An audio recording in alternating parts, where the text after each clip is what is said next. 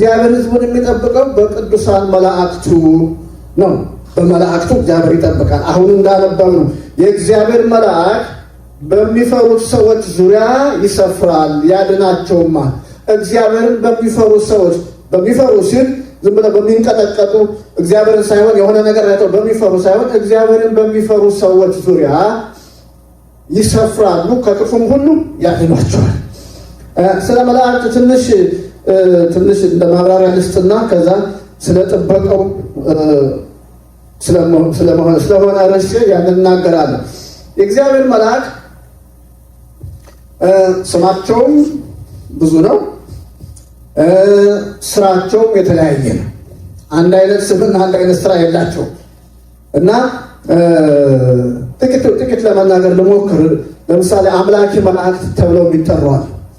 እግዚአብሔርን የሚያመልኩ ሌላ ምንም ስራ የሌላቸው እግዚአብሔርን የሚያመልኩ በቃ በእግዚአብሔር ፊት ሌሊት የለም 24/7 አይባልም ሌሊት ስለሌለ። ስለዚህ ሁሉ ጊዜ እግዚአብሔርን ማምለክ ነው ስራቸው። እግዚአብሔርን ማምለክ ነው ስራቸው። ይብዛላችሁ ውድ የዩቲዩብ ቻናላችን ቤተሰቦች፣ ለቻናላችን ለዚህም ቪዲዮ አዲስ ከሆኑ ቻናላችንን ሰብስክራይብ እንድታደርጉ ጠይቃለሁኝ። ሰብስክራይብ ብቻ ሳይሆን ሌላም ጊዜ ደግሞ እንደዚህ አይነት ቪዲዮዎች እንዲደርሶት የኖቲፊኬሽን በተኑን እንድትጫኑ አደራላለሁ። በዚህ ቪዲዮ ደግሞ ከተባረካችሁ ቪዲዮውን ላይክ እንዲሁም ደግሞ ኮመንት በማድረግ የጌታችን የኢየሱስ ክርስቶስን የመንግስቱን ስራ አብረውን እንዲሰሩ በዚህ አጋጣሚ ጥሬን አቀርባለሁ። እግዚአብሔር ይባርካችሁ፣ ጸጋ ይብዛላችሁ። ሃሌሉያ! ክብር ለእግዚአብሔር ይሁን። ኢየሱስ ክርስቶስ ጌታ ነው። እግዚአብሔር አምላካችን እጅግ አድርገን እናመሰግናለን። ስለነበረን ጊዜ እግዚአብሔር ስም የተባረከ ይሁን። መጽሐፍ ቅዱሳችሁን መዝሙረ ዳዊት 34 ላይ ታወጡና ቁጥር 7 አንበበን። ዛሬ እግዚአብሔር ሕዝቡን ይጠብቃል በሚል ርዕስ የመጨረሻው ክፍል ነው የምንነጋገረው። 6ኛው ክፍል ነው። ይህንን ክፍል አሁን እናነብና መጽሐፍ ቅዱስን ማለት ነው 34 ቁጥር 7 ላይ አነባለሁ በጌታ በኢየሱስ ክርስቶስ ስም። የእግዚአብሔር መልአክ በሚፈሩት ሰዎች ዙሪያ ይሰፍራል ያድናቸውማል ይላል። ደግሜ ያነባዋለሁ። የእግዚአብሔር መልአክ በሚፈሩት ሰዎች ዙሪያ ይሰፍራል ያድናቸውማል። እንጸልያለን። የዘላለም አምላክ እግዚአብሔር ሆይ በናዝሬቱ በጌታ በኢየሱስ ክርስቶስ ስም እጅግ አድርገን እናመሰግንሃለን። ስለነበረን ጊዜ ሁሉ ክብር ለአንተ ይሁን። በዚህ ቦታ እግዚአብሔር ሆይ በነበረን የጸሎት ጊዜ የአምልኮ ጊዜ አንተ ከኛ ጋር ስለነበርክ እናመሰግንሃለን። አሁን ደግሞ ሕያው የሆነውን ቃልን ከፍተናል። እግዚአብሔር በኢየሱስ ክርስቶስም በቃልህ አልፈህ እንድትናገረን ሐሳብን እንድትለቅልን ሰማያት እንዲከፈቱ በኢየሱስ ክርስቶስ ስም ጸልያለሁ። ማንኛውም ክፉ በኢየሱስ ክርስቶስ ስም የታሰረ ይሁን። እናመሰግንሃለን። ስምህ የተባረከ ይሁን በኢየሱስ ክርስቶስ ስም አሜን። እግዚአብሔር አምላካችን እጅግ አድርገን እናመሰግናለን። እንዳልኳችሁ እግዚአብሔር ሕዝቡን ይጠብቃል በሚል ርዕስ እንነጋገር ነበር። ዛሬ የመጨረሻውን ነው ማካፈላችሁ። እግዚአብሔር ሕዝቡን እንዴት ነው የሚጠብቀው? አንደኛው እግዚአብሔር በሕልውናው ብለናል። ሁለተኛው ደግሞ በስሙ በራሱ ስም። የእግዚአብሔር ስም የጸና ግንብ ነው። ጻድቅ ወደ እርሱ ሮጦ ከፍ ከፍ ይላል። እግዚአብሔር በስሙ ሕዝቡን ይጠብቃል። ጌታ ኢየሱስ ክርስቶስን ደግሞ በመጨረሻው ጸሎቱ ላይ የመጨረሻው ጸሎት ተብሎ የሚታወቀው ዮሐንስ 17 ላይ ቁጥር 6 ይመስለኛል። አሁን አላነበው እሱም ጌታ የተናገረው ቃል አለ። እነዚህን አንተ የሰጠኸኝን በስምህ ጠበቅኳቸው ይላል። በስምህ በማን? በእግዚአብሔር ስም። እግዚአብሔር አምላክ የተመሰገነ። በስምህ ጠበቅኳቸው። ስለዚህ ጌታ ሕዝቡን በእግዚአብሔር ስም ይጠብቃቸው ነበር እና ሁለተኛው እግዚአብሔር ሕዝቡን የሚጠብቅበት መንገድ በስሙ ነው። ሶስተኛው በጌታ በኢየሱስ ክርስቶስ ስም። ይሄ በቃ ማብራሪያ የማያስፈልገውም የምናውቀው ነው። ብዙ ጊዜ ስሙን እንጠራለን። የሆነ ነገር ኮሽ ባለ ቁጥር በኢየሱስ ስም ነው ማለት። ስለዚህ የኢየሱስ ክርስቶስ ስም ለእኛ ጠባቂያችን ነው። አሜን። እግዚአብሔር አምላክ ተመሰገነ ይሁን። ያንን እንግዲህ ገብታችሁ ቪዲዮውን ማየት ነው፣ አላብራራም። አራተኛው በጌታ በኢየሱስ ክርስቶስ ደም ነው። እግዚአብሔር ሕዝቡን የሚጠብቀው በኢየሱስ ክርስቶስ ደም። የኢየሱስ ክርስቶስ ደም ጥላ የሆነው ገና ሊመጣ ያለውን እውነተኛውን የክርስቶስ ኢየሱስን ደም የሚያመለክተው በዘጸአት ምዕራፍ 12 ሄደን ስናይ ያ የበጎችና የፍየሎች ደም በዕብራውያን በእስራኤላውያን በበራቸው መቃን ላይ በቤታቸው ጉበል ላይ በተቀባ ጊዜ የሞት መልአክን ምን አድርጓል? አሳልፏል። ቀሳፊው ወደ ቤታችሁ አልገባ፣ ገዳዩ ወደ ቤታችሁ አልገባ። እውነተኛው ደም ደግሞ እግዚአብሔር ይመስገን ስሙ የተባረከው ከዚያ በላይ እንደሚጠብቅ አይተናል። እግዚአብሔር አምላክ የተመሰገነ ይሁን። ኢየሱስ ክርስቶስ ጌታ ነው፣ ስሙ የተባረከ። ስለዚህ በአራተኛ ደረጃ እግዚአብሔር ሕዝቡን የሚጠብቀው በክርስቶስ ኢየሱስ ደም። ዛሬ አምስተኛው እግዚአብሔር ሕዝቡን የሚጠብቀው በቅዱሳን መላእክቱ ነው። በመላእክቱ እግዚአብሔር ይጠብቃል። አሁን እንዳነበብ ነው የእግዚአብሔር መልአክ በሚፈሩት ሰዎች ዙሪያ ይሰፍራል ያድናቸውማል። እግዚአብሔርን በሚፈሩ ሰዎች በሚፈሩ ሲል ዝም ብለው በሚንቀጠቀጡ እግዚአብሔርን ሳይሆን የሆነ ነገር አይተው በሚፈሩ ሳይሆን እግዚአብሔርን በሚፈሩ ሰዎች ዙሪያ ይሰፍራሉ፣ ከክፉም ሁሉ ያድናቸዋል። ስለ መላእክት ትንሽ እንደ ማብራሪያ ልስጥና ከዛ ስለ ጥበቃው ስለሆነ ርዕስ ያን እናገራለሁ። የእግዚአብሔር መልአክ ስማቸውም ብዙ ነው፣ ስራቸውም የተለያየ ነው። አንድ አይነት ስምና አንድ አይነት ስራ የላቸው እና ጥቂት ለመናገር ልሞክር። ለምሳሌ አምላኪ መላእክት ተብለው የሚጠሯል።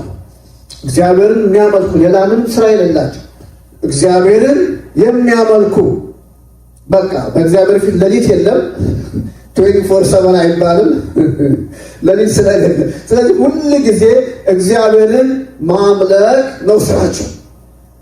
እግዚአብሔርን ማምለክ ነው ስራቸው። ለምሳሌ እግዚአብሔርን ከሚያመልኩ መላእክት ሱራፌልና ኪሩቤል በመባል የሚታወቁ አሉ። እነሱን አሁን የምናገኘው ኢሳይያስ ምዕራፍ 6 ላይ ነው። ኢሳይያስ ምዕራፍ 6 ላይ ይነግረናል።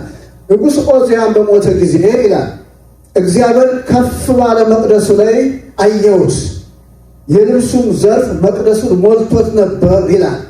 ሱራፌልና ኪሩቤልን በቃ በሁለት ክንፋቸው ፊታቸውን ሰውነታቸውን ሸፍነው በሁለት ክንፋቸው ደግሞ በሁለት ክንፋቸው ሰውነታቸውን ሸፍነው በሁለት ክንፋቸው ፊታቸውን ሸፍነው በሁለት ክንፋቸው እየበረሩ ማለት ወዲያ ወዲህ እንትን እያሉ አይደለም፣ እዛው ላይ እግዚአብሔር ባለበት ቦታ እያርገበገቡ በእግዚአብሔር ፊት ቅዱስ ቅዱስ ቅዱስ ምድር ሁሉ በክብር ተሞልታለች እያሉ እግዚአብሔርን ያመልኩ ነበር ይላል። ከጨዋሂው ድምፅ የተነሳ በቃ ነውጥ ሆነ ይላል። እግዚአብሔር አምላክ ተመሰገነ። ስለዚህ እነዚህ አምላኪ መላእክት ይባላሉ። የትም አይሄዱም፣ አይላኩም። በቃ ስራቸው እግዚአብሔርን ማምለክ ነው። እግዚአብሔርን ማምለክ ነው። ስለዚህ እነዚህ እግዚአብሔርን አምላኪ መላእክት በመባል ይታወቃሉ። ሌሎቹ ደግሞ የሚላኩ ናቸው። ተላኪ ወይም መልእክተኛ። እነዚህ ከእግዚአብሔር ወደ ሰው የሚላኩ ናቸው። እግዚአብሔር በወደደ ጊዜ፣ እግዚአብሔር በፈቀደ ጊዜ እግዚአብሔር ወደ ሰዎች የሚልካቸው መልእክተኛ መልአክ በመባል የሚታወቁ ናቸው። ለምሳሌ እንደ መልአኩ ገብርኤል ወደ ማርያም እንደመጣው፣ ወደ ዮሴፍም እንደመጣው፣ ወደ ቆርኔሌዎስም እንደመጣ መልአክ ታስታውሳላችሁ። ስለዚህ እነዚህ መልአኮች መልእክት አድራሾች ናቸው። እግዚአብሔር ሲልካቸው የሚላኩ መልአክ ናቸው እና እዚህ ላይ በተለይ በእኛ በሕዝባችን መካከል ትንሽ የመደናገር ነገር አለ አይደል? እኛ ወደ እነሱ ጸልየን መልእክት ይዘውልን የሚሄዱ ይመስላል። በተለይ በነበርንበት በድሮ አምልኮ በድሮ ኦርቶዶክስ በራሱ። ስለዚህ ምን ይባላል? እኛ ወደ እነሱ ጸልየን የእኛን መልእክት ይዘው ወደ እግዚአብሔር የሚሄዱ የመልአክ ግን እንደዛ አይደለም ስራቸው። ሰው ሊጸልይ ይችላል፣ እነሱ ግን ጸሎትንም አይሰሙ ይዘውም አይሄዱ ማለት ስለማይሰሙ ስለማያውቁ ሳይሆን ስራቸው አይደለም። እኛን ለመስማት አልተላኩም። እግዚአብሔር ሲልካቸው ነው ወደኛ የሚመጡት። እግዚአብሔር አምላክ ተመሰገነ፣ ስሙ የተባረከ። ስለዚህ እግዚአብሔር ሲልካቸው መልእክት ይዘው ከእግዚአብሔር ወደ ሰው ልጆች የሚመጡ ናቸው። ሌላው ሶስተኛዎቹ መላእክቶች ተዋጊ መላእክት ለውጊያ የሚላኩ ናቸው። እነዚህ ደግሞ ለውጊያ የሚላኩ ናቸው፣ ተዋጊ መላእክት እና ለምሳሌ ኢያሱ ትዝ ይላችሁ እንደሆነ ምዕራፍ 6 ላይ ይመስለኛል ኢያሱ መጽሐፍ ሰይፍ የመዘዘ መልአክ አየ። ኢያሱ ሲነሳ አንተ ከየት ወገን ነህ? ከእኛ ወገን ወይስ ከጠላቶቻችን አለው። ኢያሱ ግን ምን አለ? ያ መልአክ ግን ምን አለ? ከአንተም ከጠላቶችም አይደለም ከሰራዊት ጌታ መልእክተኛው ሆኜ ተልኬአለሁ አለ። ከእግዚአብሔር ጋር ከተስማማ አንተን ልረዳ መጥቻለሁ ማለት ነው። በእግዚአብሔር ላይ ካመስክ ለአንተም አንተንም ቢሆን ልቃወም መጥቻለሁ ማለት ነው። የመላእክት ስራቸው በቃ ከእግዚአብሔር ጋር እግዚአብሔር ወደ መላካቸው ነገር ብቻ ነው። ስለዚህ ሰይፍ መዝዞ እስራኤልን ሊረዳ ሲመጣ እንመለከታለን። እግዚአብሔር አምላክ ይመስገን። ሌላው እንደው ብናነበው ደስ የሚለኝ በሁለተኛ ነገሥት ምዕራፍ 19 ላይ አንድ የሚገርም ታሪክ አለ። ሁለተኛ ነገሥት 19 ቁጥር 32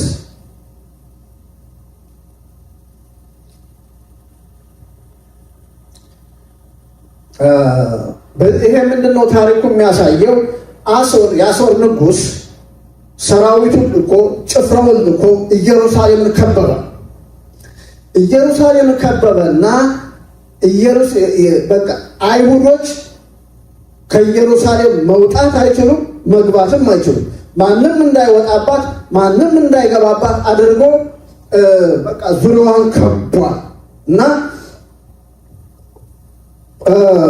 እንደገና ደግሞ ከኔ እጅ የሚያድናችሁ ማን ነው ብሎ ያ የጦሩ አለቃ ደብዳቤ ጽፎ ከእጅ የሚያስጥላችሁ ማንም የለም ብሎ ሕዝቅያስ ነው ንጉሱ፣ በዛን ጊዜ አይሁድ ንጉስ ለሱ መልእክት ልኳል እና ትዝ ይላችሁ ከሆነ ታሪኩን የምናውቀው ነው፣ ዜና ላይም አለ እና ያንን ደብዳቤ ይዞ ሕዝቅያስ በእግዚአብሔር ፊት ዘረገውና አነበበ ነው የሚለው እና እንዲሁም መልእክተኞች ትንሽ ሀሳቡን አነባለሁ። መልእክተኞች ወደ ኢሳይያስ ላከ ይላል፣ ወደ ነቢዩ ኢሳይያስ። ይሄ ጊዜ የምጥና የጭንቅ ጊዜ ነው። ሴት ልትወልድ በቀረበችበት ጊዜ ለመውለድ ኃይል እንዳጣች እንደዚህ አይነት ጊዜ ነው ያለ ነው እና ይህንን ጭንቀታችንን አይቶ እግዚአብሔር ይህንን ሰው ይገስጸው እንደሆነ እስቲ ወደ እግዚአብሔር ጸልይ፣ ወደ አምላክ ጸልይ ብሎ መልእክት ሲልክ እንመለከታለን እና በዚህ ጊዜ የእግዚአብሔርን ምላሽ ነው ላየው የፈለግኩት።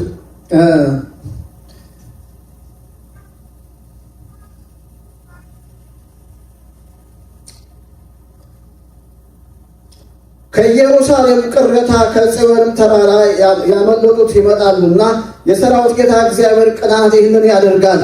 ስለዚህ እግዚአብሔር ስለ አሦር ንጉሥ እንዲህ ይላል፣ ወደዚች ከተማ አይመጣም፣ ፈላጻም አይወረውርባትም፣ በጋሻም አይመጣባትም፣ የአፈርንም ድልድይ አይደለድልባትም። በወጣበት መንገድ በዚያው ይመለሳል። በዚችም ከተማ አይመጣም፣ ወደዚችም ከተማ አይመጣም ይላል የሰራዊት ጌታ እግዚአብሔር ይላል። እግዚአብሔር አምላክ ተመሰገነ።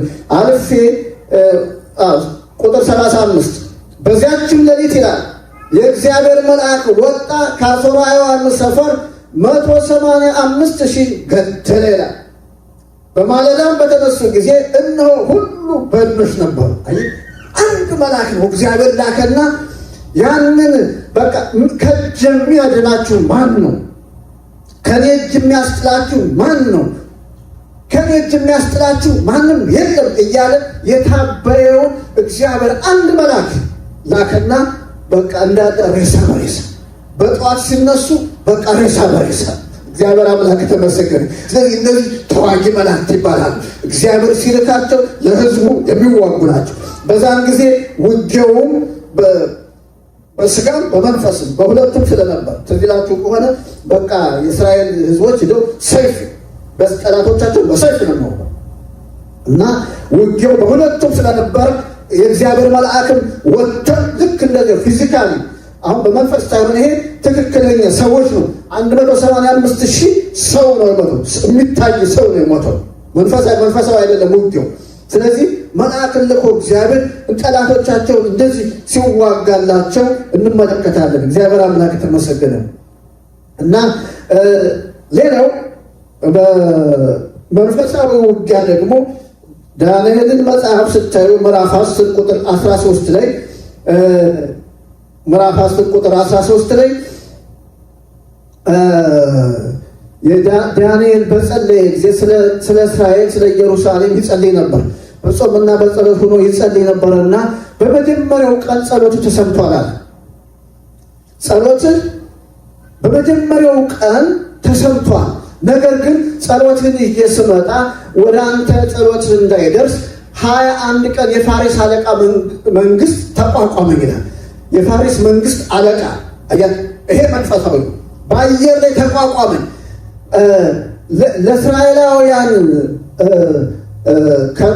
ለእስራኤላውያን ይሄ ሚካኤል ለነሱ የሚዋጋ ነው ተብሎ ይታሰባል እና ለእናንተ ያንን ክፍል ባነባይት ደስ ይለኛል። እስቲ ሐሳቡን የኔን ሐሳብ ብቻ እንዳልናገር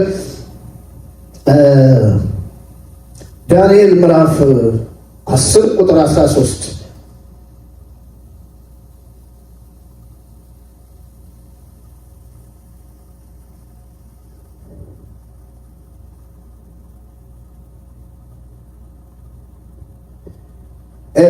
የፋሪስ መንግስት አለቃ ግን 21 ቀን ተቋቋመ። እነሆም ከዋነኞቹ አለቃ ከአንዱ ከሚካኤል ሊረዳኝ መጣ። እኔም ከፋሪስ ነገስታት ጋራ በዚያ ተውሁት። አሁን ይሄ በላይ ያለው የፋሪስ አለቃ ሰዎቹ እዚህ ምድር ላይ ነው ያሉት። ይሄ ግን የአገሪቱ አለቃ መንፈስ በአየር ላይ ያለ። አሁን ውጊያው አየር ላይ ነው ያለው እና በዚያ ተውኩት። እሱ እየተዋጋ ነው፣ ሚካኤል እየተዋጋ ነው። አሁን ቀጥላችሁ ስታነቡ የመጣው ገብርኤል ነው እና መልእክቱን ለዳንኤል አድርሶ መልሶ ሊዋጋ እንደሚሄድ ይናገራል እና ከፋሪስ አለቃ መንፈስ ጋር በአየር ላይ ይዋጋል። ለምንድን ነው ይዋጋ? ስለ እስራኤል ስለ ህዝቡ እግዚአብሔር እነዚህ ተዋጊ መላእክት ይባላሉ እና ይዋጋሉ። እግዚአብሔር አምላክ ተመሰገነ እና የራእዩን የጾመበትን የመልእክቱን ዓላማ ሲናገረው እንመለከታለን። ቁጥር 17 ራእዩ ገና ለብዙ ዘመን ነውና በኋለኛው ዘመን ለህዝቡ የሚሆነውን ያስታውቅ ዘንድ አሁን መጥቻለሁ፣ ላስታውቅ አሁን መጥቻለሁ እያለ ይነግረዋል። ቀጥላችሁ ስታነቡ ዋናውን ሀሳብ ታገኛላችሁ። እና ምን ፈልጌ ነው? ተዋጊ መላእክቶች አሉ፣ መልእክተኛ የሚላኩ መላእክት አሉ። ዛሬ ግን ርዕሴ እግዚአብሔር ህዝቡን ስለሚጠብቁ ስለ ጠባቂ መላእክት ነው። እግዚአብሔር ህዝቡን በመላእክቱ ይጠብቃል ስለሚል መግቢያም ላይ ያነበብነው እግዚአብሔርን በሚፈሩ ዙሪያ የእግዚአብሔር መላእክት ይሰፍራሉ ያድኗቸውማል ይላል። ከክፉ ነገር ሁሉ የሚያድኑን እኛን የሚጠብቁ መላእክት አሉ። ስለዚህ አሁን በአዲስ ኪዳን ሁለት ቦታዎች ላይ እናነባለን። ማቴዎስ 18 ቁጥር 1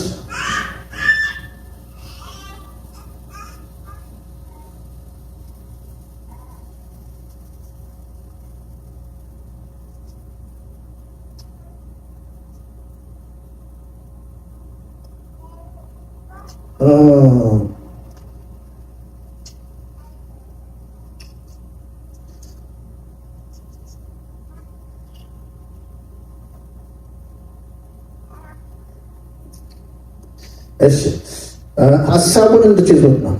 ማቴዎስ 18 ቁጥር 1 እስከ 2 እና ዋናው ግን ቁጥር 10 ላይ ያለ ነው። ቁጥር 1 ምንድን ነው የሚለው?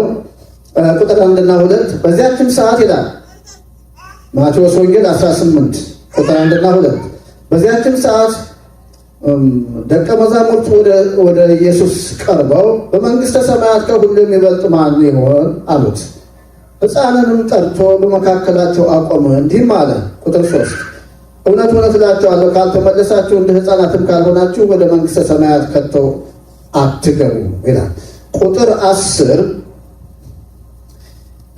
ሐሳቡ አጠቃላይ ስለ ልጆች ነው እና እንደ ልጆች ስለመሆን ስለመመለስ ነው የሚናገረው። ከነዚህ ከታናናሾቹ አንዱን እንዳትንቁ ተጠንቀቁ። መላእክቶቻቸው በሰማያት ዘወትር በሰማያት ያለውን የአባቴን ፊት ያያሉ እላችኋለሁ ይላል። የነሱ መላእክት አሁን አያችሁ፣ ለእያንዳንዱ የሚሰጥ መላእክት አለ፣ ጠባቂ መላእክት የሚባል እና የነሱ መላእክት ሁል ጊዜ የአባቴን ፊት ያያሉ እና ማንንም እንዳትንቁ። እግዚአብሔር አምላክ ተመሰገነ። ይሄ ጌታ ኢየሱስ ክርስቶስ ራሱ የተናገረው ቃል። ስለዚህ ለሰው የተሰጠ መላእክት አለ። ለእኔ ለእናንተ ለልጆቻችን እግዚአብሔር እኛን እንዲጠብቁ ያዘዘው መላእክት አለ። አሁን የእነሱ መላእክት ዘወትር የአባቴን ፊት ያያሉ እና ከነዚህ አንዱን እንዳትንቁ ተጠንቀቁ ሲል እንመለከታለን። ይሄንን ያዙልኝና ዕብራውያን ደግሞ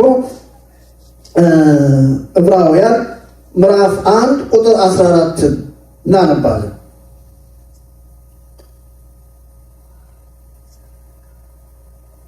ዕብራውያን ምዕራፍ 1 ቁጥር 14 ዕብራውያን ምዕራፍ 1 ቁጥር 14 ምንድን ነው የሚለው? ሁሉ መዳንን ይወርሱ ዘንድ ስላላቸው ለማገዝ የሚላኩ የሚያገለግሉ መናፍስት አይደሉምን? ቁጥር 13 ጀምሬ ባነብ ይገባናል። ነገር ግን መላእክት ጠላቶችህን የእግር መርገጫ እስካደርግልህ ድረስ በቀኝ ተቀመጥ ከቶ ለማን ተብሏል?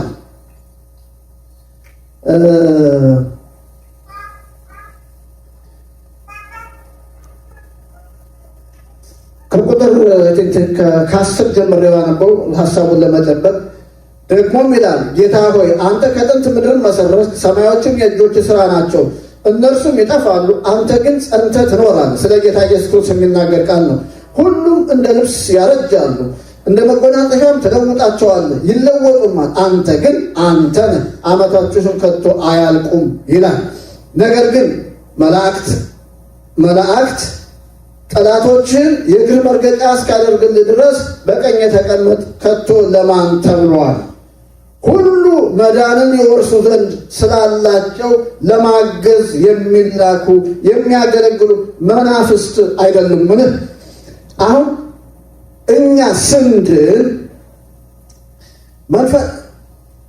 መንፈሳዊ ሕይወት ስናገኝ ከዛን ጊዜ ጀምሮ እኛን የዳንነውን መዳን ሂደት አለው። ታውቃላችሁ፣ እኛ አሁን ድነናል። ድነታችን ፍጹም አይደለም። ድነታችን ፍጹም የሚሆነው ወይ እኛ ወደ ጌታ ስንሄድ ወይ ጌታ ሲመጣ ነው። እስከዛ ድረስ ይሄ ድነታችን መጠበቅ አለበት። ያገኘነው ሕይወት ይጠበቅ ይገባል። እኛ አንዴ ድነናል አንጠፋም የሚል የካልቪን ትምህርት አይደለም። ይሄ እኛ የምናምነው ካልቪን የሚባል ዶክትሪን አለ። እሱ አንዴ ድነናል፣ ኃጢአትም ብንሰራ ምንም ብንል አልሞትም ይላል። እንደዛ ስላሉ እነሱ ነገር አይጠበቅም። ቅድስናችን እንድንጠብቅ በእግዚአብሔር ፍርሃት እንድንኖር የዳን ድነታችን እንድንጠብቅ እንድንጠነቀቅ የእግዚአብሔር ቃል ይነግረናል። ይሄ በቃ የእግዚአብሔር ቃል አስረግጦ የሚነግረን ነው። ፊልጵስዩስ ምዕራፍ 2 ቁጥር 13 እስከ 14 ይህንን ይነግረናል። በቃ እንደውም ስንጠብቅ በፍርሃትና በመንቀጥቀጥ ጠብቁ ነው የሚለው ድነታችሁ እና ድነታችን ይጠበቃል። ስለዚህ ስንድን ድነታችን ጠብቀን እንድንኖር እኛን እስከ ክርስቶስ ቀን ድረስ እንዲያግዙን እንዲረዱን ለእኛ ረዳት እንዲሆኑ የተላኩ መናፍስት አይደሉምን ነው የሚለው። ሁሉ መዳንን ይወርሱ ዘንድ እነሱን ለማገዝ የተላኩ አይደሉምን ይላል እና ሐሳቡ ምንድን ነው? ለእኛ እኛን ሊያግዙ የተላኩ መላእክት አሉ ነው። የሚጠብቁን መላእክት አሉ። እግዚአብሔር ይመስገን። ይህን እንድትይዙልኝ ነው። ሌላው አሁን ለማንበብ ብዙ ጊዜ አይኖረንም፣ ግን የሐዋርያ ሥራ ባለፈው ትዝ ይላችሁ እንደሆነ ይህን ሲሰብክ ተናግሬ ነበር። የሐዋርያ ሥራ ምዕራፍ 12 ቁጥር 1 ጀምሮ እስከ 15 አካባቢ ድረስ ስለ ጴጥሮስ እስር ቤት እንዳለ ሄሮድስ እንዳሳሰረው አይተን ነበር እና በማርቆስ እናት ቤት በማርያም ደግሞ ኃይለኛ ጸሎት ይጸለይ ነበር እና እግዚአብሔር መልአኩን ልኮ እንዳስፈታው ከእስር ቤት እንዳወጣው አይተናል። እና ጴጥሮስ ከእስር ቤት ከወጣ በኋላ ወደ የሚጸለይበት ቦታ ሄዶ አንኳኳ ይላል እና ያቺ ገረዷ ሄዳ በር ስትከፍት አልከፈተችም። መጀመሪያ አልከፈተችም። የጴጥሮስ ድምፅ እንደሆነ ባወቀች ጊዜ ከደስታዋ ብዛት የተነሳ ሄዳ ለሚጸልዩ ሰዎች ነገረቻቸው። ጴጥሮስ መጥቷል አሉ እና ጴጥሮስ መጥቷል ብላ ስትናገር እነሱ በቃ አልመሰላቸውም፣ አላመኑም። ምክንያቱም ሲታይ ሁኔታው የማይታሰብ ነው። ከሄሮድስ እጅ የሚያመልጥ የለም። ያዕቆብን አስገድሎታል፣ አሰይፏል። አሁን ደግሞ ጴጥሮስን አስይዟል። በ16 ወታደር ሁለት እየሆኑ በፈረቃ እንዲጠብቁት አራት ወታደር አንድ ጊዜ በቀንና ሌሊት 16 ወታደር እንዲጠብቁት አዟል እና ከእሱ እጅ ያመልጣል ብሎ አይታሰብም። እንዴት ነው አሁን የሚወጣው ነው? እና ይህን አንድ ቃል እንድትይዙልኝ ፈልጌ ነው። እና ምናልባት ያን ክፍሉ ስታነቡ ታገኛላችሁ። አይ እሱ ሳይሆን የእሱ መልአክ ይሆናል አሉ። ጴጥሮስ ሳይሆን የጴጥሮስ መልአክ ነው የሚሆነው። ተመልከቱ እንግዲህ። ስለዚህ አሁን ይሄን የምታየው አለ የሚታወቅ ነገር ነው። ለእኛ የተመደቡ መላእክት፣ እኛን የሚያገለግሉ መላእክት አሉ። አሜን። እግዚአብሔር አምላክ ተመሰገነ። ኢየሱስ ክርስቶስ ጌታ ነው። ለምን ብትሉ እኛ ሩጫችን በዚህ ምድር ስላለን ኃጢአት በሞላበት ጠላት በሞላበት ምድር ላይ ስለምንኖር እግዚአብሔር ለእኛ ሊያግዙ የመደበልን መላእክት አሉ። ለምሳሌ ስለ ጌታ ኢየሱስ ክርስቶስ የሚናገር ክፍል ነው። መዝሙር 91 ቁጥር 11 እና 12 ስታዩ እግሮች እንዳይሰናከሉ በእጆቻቸው ይደግፋል፣ መላእክቱን ስለ አንተ ያዛል ተብሎ ተጽፏልና አንተ አሁን እስቲ ራስን ወርውር ብለው ሲናገሩ ተመለከተ። ጠላት ሲገስም እና ምንድነው የእኛ እግሮቻችን ሩጫችን እንዳይሰናከል እኛን የሚደግፉ መላእክት ስለኛ አሉ። እግዚአብሔር ይመስገን፣ ስሙ የተባረከ ኢየሱስ ክርስቶስ ጌታ ነው። እና ለዚህ ነው እግዚአብሔርን በሚፈሩ ዙሪያ የእግዚአብሔር መልአክ ይሰፍራሉ። አሜን። እግዚአብሔር ያድኗቸዋል ይላል። ስለዚህ እናንተን የሚጠብቅ መላእክት አለ፣ እኔን የሚጠብቅ መላእክት አለ። እግዚአብሔር አምላክ ይመስገን። ስለዚህ ብቻችን አይደለንም። አሜን። ስንሄድ ከኛ ጋር አሉ፣ ስንወጣ ከኛ ጋር አሉ፣ ስንተኛ እነሱ አሉ እኛ ጋር፣ እነሱ አይተኙም። ስለዚህ የሚጠብቀን መላእክት አለ። ለምሳሌ እግዚአብሔር አምላክ ተመሰገነ። አንድ ምሳሌ ልናገር። ይሄ ምንም ስም ቢጠራ ምንም አይደለም። ፓስተር ዳን ስለሺ የሚባል ናይጄሪያ ውስጥ ያገለግል ነበርና አሁን አይ ቲንክ ካናዳ ነው መሰል ያለው እና በጣም ብዙ ቤተክርስቲያናት መስርቶ በጣም እግዚአብሔር የሚጠቀምበት የነበረ አሁን እግዚአብሔር የሚጠቀምበት ታላቅ እግዚአብሔር ሰው ነውና ናይጄሪያ እንግዲህ የታወቀ ነው። መንፈሳዊ ነገርም እስከ ጫፍ ነው። ያኛውም እስከ ጫፍ ነው። ሁለቱም እስከ ጫፍ ነው እና መናፍስት ይሄ ድግምት መተት ምናምን የሞላበት ሀገር ነው እና የእሱ ቤት ላይ የፓስተር ዳን ስለሺ ቤት ላይ በሌሊት ሟርተኛው መጥቶ ይሄ ማስማት በመላመድ የሚሰራ ሰው ማለት ነው። ሟርተኛው መጥቶ እዛ በሩቅ ቆሞ ግቢው አካባቢ ላይ ሊያሟሩት በቃ እየቀበጣጠረ እያለ ያንን ቤት የሚጠብቅ መልአክ ለካ አለ። መጥተው እግዚአብሔር ይመስገን መጥተው እና ሌላ ጊዜ ያ ሰው ድኖ የመሰከረው ምስክርነት ነው የሰማሁት። ስለዚህ እግዚአብሔር ይመስገን እኛ ስንተኛ የማይተኙ ስለኛ የሚቆሙ መላእክት አሉ። እግዚአብሔር ይመስገን በሌሊት ወደ እኛ የሚመጡ አሉ። እግዚአብሔር ይመስገን ስሙ የተባረከ ኢየሱስ ክርስቶስ ጌታ ነው። ስለዚህ እኛን የሚጠብቁ መላእክት አሉ። ይህንን እንድትይዙልኝ ነው እና አሁን ሁለት ሰዎችን በማንሳት ስለነሱ በነሱ ላይ ያለውን የእግዚአብሔርን ጥበቃ እናያለን። አንደኛ ማነው ሁለተኛ ነገሥትን ታወጡና ብዙ ጊዜ የምናውቀው ክፍል ነው። ሁለተኛ ነገሥት ምዕራፍ 6 ቁጥር 6 ጀምሮ እስከ 17 እናያለን። ስሙ የተባረከ ይሁን። ኢየሱስ ክርስቶስ ጌታ ነው።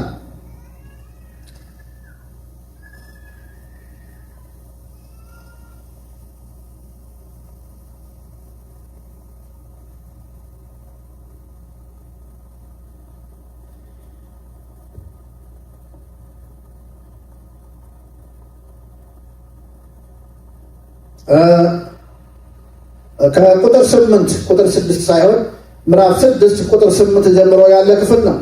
የሶርያ ንጉሥ ከእስራኤል ጋራ ይዋጋ ነበር። ከባሪያዎቹም ጋራ ተማክሮ በዚህ ተደብቀን እንሰፍራለን አለ። የእግዚአብሔርም ሰው ሶርያውያን በዚህ ተደብቀዋልና በዚያ ስፍራ እንዳታልፍ ተጠንቀቅ ብሎ ወደ እስራኤል ንጉሥ ላከ። የእስራኤል ንጉሥ የእግዚአብሔርን ሰው ወደ ነገረው ስፍራ ሰደደ። አንድ ጊዜም ሳይሆን ሁለት ጊዜም ሳይሆን በዚያ ራሱን አዳነ ይላል። የሶርያ ንጉሥ ልብ ስለዚህ እጅግ ታወከ። ባሪያዎቹንም ጠርቶ ከእኛ ዘንድ ከእስራኤል ንጉሥ ጋር የተወዳጀ እንዳለ አትነግሩኝምን? አላቸው። ከባሪያዎቹም አንዱ ጌታ ሆይ እንዲህ እኮ አይደለም፣ ነገር ግን በእልፍኝ ውስጥ ሆነህ የምትናገረውን በእስራኤል ዘንድ ያለ ነቢይ ኤልሳ ለእስራኤል ንጉሥ ይነግረዋል አለ። እርሱም ልኬ አስይዘው ዘንድ ሄዳችሁ ወዴት እንደሆነ እዩ አለ። እነርሱም እነሆ በዶታዬን አለ ብለው ነገሩት። ወደዚያም ፈረሶችንና ሰረገሎችን እጅግም ጭፍራ ሰደደ። በሌሊትም መጥተው ከተማይቱን ከበቡ። የእግዚአብሔርም ሰው ሎሌ ማለዳ ተነስቶ በወጣ ጊዜ እነሆ በከተማይቱ ዙሪያ ጭፍራና ፈረሶች ሰረገሎችም ነበሩ። ሎሌውም ጌታ ሆይ ወዮ ምን እናደርጋለን አለ። እርሱም ከእኛ ጋር ያሉት ከእነርሱ ጋር ካሉት ይበልጣልና አትፍራ አለው። ኤልሳዕ አቤቱ ያይ ዘንድ ዓይኖቹን እባክህ ግለጥ ብሎ ጸለየ። እግዚአብሔርም የብላቴናውን ዓይኖች ገለጠ፣ አየም፣ እነሆ በኤልሳዕ ዙሪያ ያሉት የእሳት ፈረሶችና ሰረገሎች ተራራውን ሞልተውት ነበር ይላል። ሃሌሉያ! ኢየሱስ ክርስቶስ ጌታ ነው። አሜን። የእግዚአብሔር ስም የተባረከ። ኢየሱስ ክርስቶስ ያድናል። አሁን እግዚአብሔር አምላክ ይመስገን ባነበብነው ታሪክ ላይ የምናየው የሶርያ ንጉሥ ከእስራኤል ንጉሥ ጋር ጦርነት ነበር። እስራኤል ከድሮ ጀምሮ በቃ ጠላቶቿ ብዙ ናቸው እና ጦርነት ነበር እና ይሄ የእስራኤል ንጉሥ ምንድን ነው የሚያደርገው? በደፈጣ በቃ ስፔሻል ቅያሴ ቀይሶ ማለት ነው። በቃ ጠላት ሊገኝበት በሚችለው መንገድ ታዋቂ በሆነ በዚህ በኩል ያጥፋሉ ተብሎ በተጠና ጥናት ድብቅ ጦር አዘጋጀ።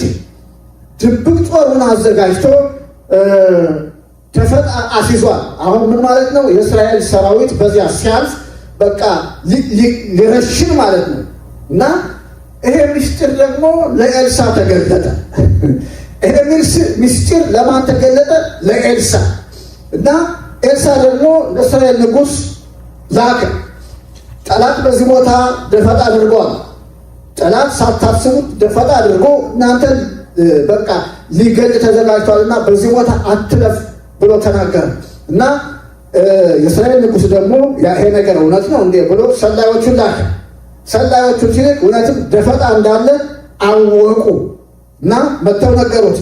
ይሄ አንድ ጊዜ ብቻ ሳይሆን ሁለት ጊዜ ሳይሆን 3 ጊዜ በእንደዚህ አይነት መልክ የሶርያውያን ምክር ከንቱ ሆነ። እግዚአብሔር በእናንተ ላይ የሚመከረውን ምክር ከንቱ ያደርጋል። አሜን። እግዚአብሔር ይመስገን። ለእናንተ ለእኔ የሚመከር ከንቱ ምክር በኢየሱስ ስም ከንቱ ይሆን። አሜን። የአኪጦፌል ምክር ስንፍና ሆነ ይላል። ጠላት የሚመክረው ምክር ስንፍና ይሁን በኢየሱስ። ሟርተኛ የሚመክረው ምክር ስንፍና ይሁን። ለጥፋት የሆነ እግዚአብሔር የማይከብርበት ምክር ስንፍና ይሁን። እግዚአብሔር አምላክ የተመሰገነ። መከራውን ይቅጣ ማለት ነው ስንፍና ይሁን ስል እግዚአብሔር አምላክ ይመስገን። የእግዚአብሔር ስም የተባረከ ነው። እና በዚህ ጊዜ ሳይከናወን ሲቀር የሶርያ ሰራዊት የሶርያ ንጉሥ ያሰበው ሐሳብ ግን ሳይመታ ሐሳቡ ሳይሳካ ሲቀር ተበሳጨ ይላል። እንዴ እኛ መካከል ሰው አለ፣ እኛ መካከል ምስጢር እናወጣል። እኛ ያልነው ነገር በቃ ስኬት እንዳያገኝ ሄዶ ለእስራኤል ንጉሥ ሚነግር አለ እንጂ እንዴት ሶስት ጊዜ አንድ ጊዜ ኦኬ፣ ሁለት ጊዜ ኦኬ፣ ሶስተኛ ጊዜ አልሆነልንም ለምንድን ነው ብሎ ሲበሳጭ እንመለከታለን። እግዚአብሔር ደግሞ ያለ ምስክር ራሱን አይተውም። እግዚአብሔር ይመስገን። በጠላት ሰፈር ቢሆን አለ መስካሪ አለ። በጣም የሚገርም እግዚአብሔር ይመስገን። እና ራሱ በጠላት ሰፈር ራሱ ምስክር ይሆናል። አይገርማችሁ? ለምሳሌ አንድ ነገር ትዝ አለኝ። ጌዲዮን ምዕራፍ 6 ላይ ይመስለኛል። እና ጌዲዮን እንደ አንበጣ ምድሪቷን ሸፍኖ የመጣውን ሰራዊት ለመግጠም እግዚአብሔር መርጦታል። እግዚአብሔር በብዙ መንገድ ተናግሮታል። ግን ስቲል ፍርሃት ስለነበረበት እና እግዚአብሔር ምን አለ? ምልክት እሰጥሃለሁ አለ። ወደ ጠላት ሰፈር ሂድና ዛሬ ምልክት አሰማሃለሁ አለ። እና በጠላት ሰፈር ድንኳናቸው ውስጥ ሆኖ ሁለት ሰዎች ሲነጋገሩ ሰማ። አንደኛው ህልም አልሟል እና ለጓደኛው ይነግረዋል። በቃ አንድ እንጎቻ እኮ ከላይ ተንከባላ መታ የኛን ድንኳን ስትመታና ድንኳኑ እንዳልነበር ሲወድቅ አየሁን በህልሜ አለ። ይችማ የጌዲዮን ብትር ነች አለ። ይሄ የጌዲዮን ክንድ ነው። ስለዚህ በጠላቶቻችን ልንመታ ነው አለ። በዛን ጊዜ ጌዲዮን ብርታት አገኘና ተመለሰ። አይ እግዚአብሔር ጠላትን ህልም አሳልሞ ጠላትን ፍቻ አስፈትቶ የራሱን ሰው ግን ጉልበት ሲሰጠው እንመለከታለን። እግዚአብሔር ይመስገን፣ ስሙ የተባረከ። ስለዚህ እዚህም ቦታ ቢሆን አሁን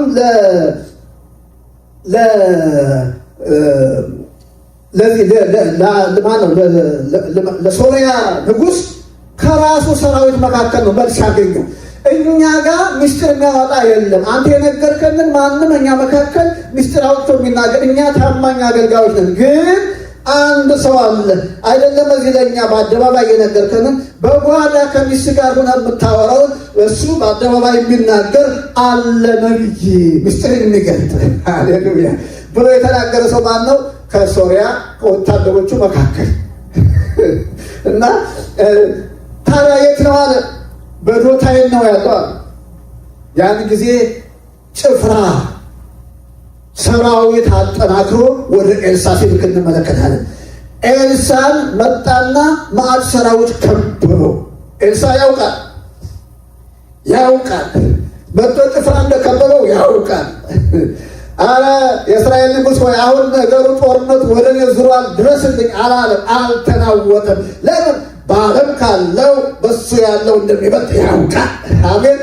ሰልፍ ሲነሳ ልባችሁን ጠብቁ፣ በዓለም ካለው በእኛ ያለው ይበልጣል። አሜን። እግዚአብሔር አምላክ የተመሰገነ። መንፈሳዊነት ማለት ይሄ ነው።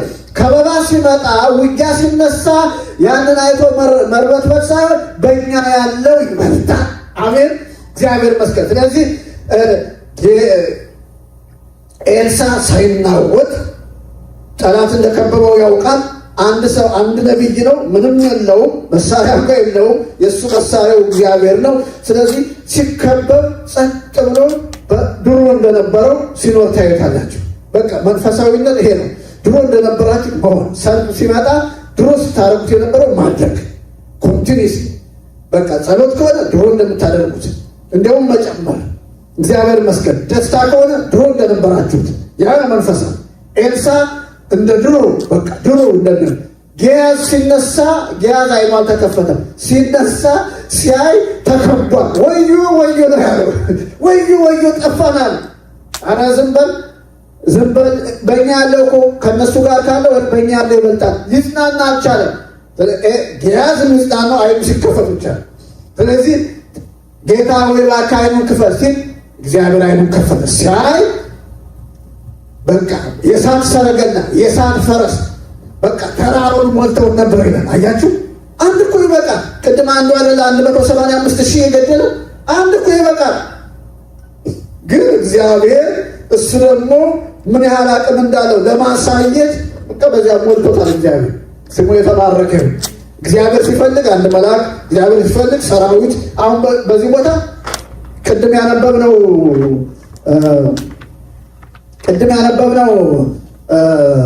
መዝሙር 34 ላይ ሰፈራ አንድ መልአክ አይደለም። እግዚአብሔርን በሚፈሩ ዙሪያ የእግዚአብሔር መልአክ ምን ያህል ይሰፍራል። ሰፈራ አንድ አይደለም፣ ብዙ ጭፍራ ነው። እግዚአብሔር ይመስገን። ሲፈልግ እግዚአብሔር በእኛ ዙሪያ ብዙ ያሰፍራል፣ ሲፈልግ ደግሞ አንድ መልአክ ያደርጋል። እግዚአብሔር አምላክ ተመሰገን። ኢየሱስ ክርስቶስ ጌታ ነው። ስለዚህ በኤልሳ ዙሪያ እንደዚያ ከበው ሰፍረው ጠላትን ሲከለክሉ እናያለን። ምንም ያደረጉት ነገር የለም፣ ግን ጥበቃ ነው በዚያ ቦታ ላይ። እግዚአብሔር አምላክ ይመስገን።